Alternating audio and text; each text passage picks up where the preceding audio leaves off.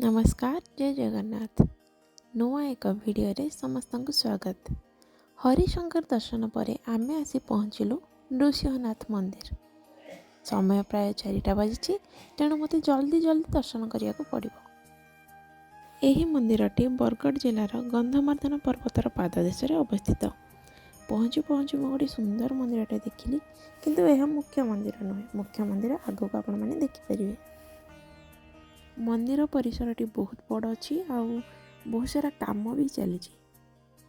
ऐतिहासिक प्रमाण जना जाए यह त्रयोदश शताब्दी रे निर्मित एक वैष्णव मंदिर।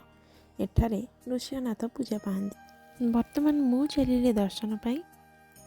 ये जो झरणाटी देखुंती यह पापहारी झरणा कहुए। ये झरण रे स्नान करी महादेव गो हत्या पापर मुक्ति पाइथिले। यह हूँ मुख्य मंदिर। किंवदंती अनुसार पुरातन काल में मूषिक दैत्य नाम जड़े राक्षस थे, जी कि लोक बहुत हैरान करुले। तेणु भगवान विष्णु नृसिंह अवतार हो पृथ्वी पृष्ठ रे धरावतरण करथिले। से मूषिक दैत्य को मारिबा पछरे गोड़ाइले, किंतु मूषिक दैत्य मूषा वेश एक गाତରେ पशिगले। तेणु भगवान विष्णु बिराड़ी वेश धारण कले। भगवान विष्णु गात मुहरे जगी रहिबारु मूषिक दैत्य बाहर को बाहरी पारिले नाही। सेही दिन ठारू संसार मूषिक दैत्य प्रकोप लोप पाइले एवं भगवान विष्णु बिराड़ी रूपे एठारे पूजा पाइले। एठाकर प्राकृतिक परिवेश और मंदिर सुंदर कारुकार्य पर्यटकों को आकृष्ट करिथाए। वर्तमान मु चलिली नृसिंहनाथ मंदिर सबुठु आकर्षणीय स्थान जहाँ कि पंचु पांडव बोली कहुए। पशा खेल रे हारी जावा परे पंचु पांडव किछि समय पाई एठारे अवस्थान करथिबार जणा जाए। एठाको पहुँचवा को रास्ता तो एते भी भल नुह, किंतु पत्थर रे खोदे मूर्ति सबको देखिया पे मनरे जेहेतु आग्रह अछि, मु चलछि मो बापा माँ सहित से प्लेस को। एठारे आपण माने देखि परिवे पंचु पांडव को खोदे होइथिबा मूर्ति, ता सहित श्री गणेश को मूर्ति मध्य। तो चलंतु देखिबा।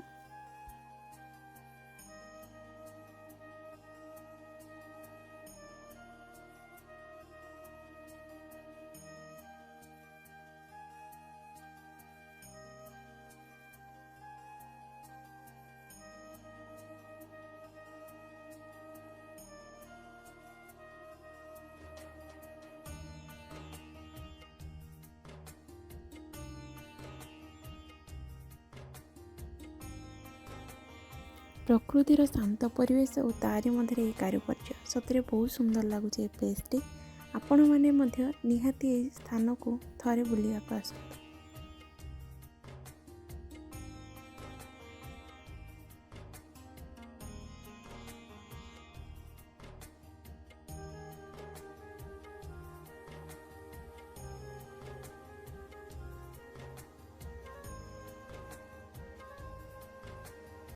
ता सहित एठारे ब्रह्मा और विष्णु खोदित मूर्ति मते देखा मिलता है।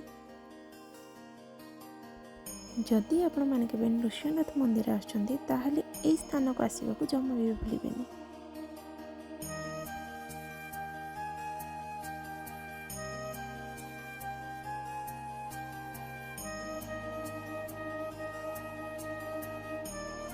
दर्शन सारी मु बाहर को बाहरुची। आगु आउ किछि अछि से सब देखिया। महाभारत रे किछि किछि दृश्य को एठी प्रेजेंट करा जायछि। तो ये होचंदी पितामह भीष्म जी की सरस अध्याय अछंती।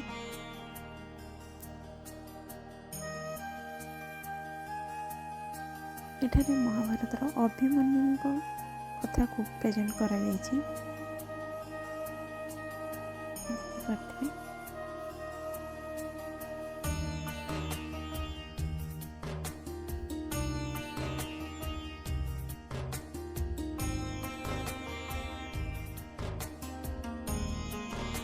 एठारे श्रीकृष्ण अर्जुन रथर सारथी साजिଛନ୍ତି। बहुत सुंदर भाव में उपस्थापन करा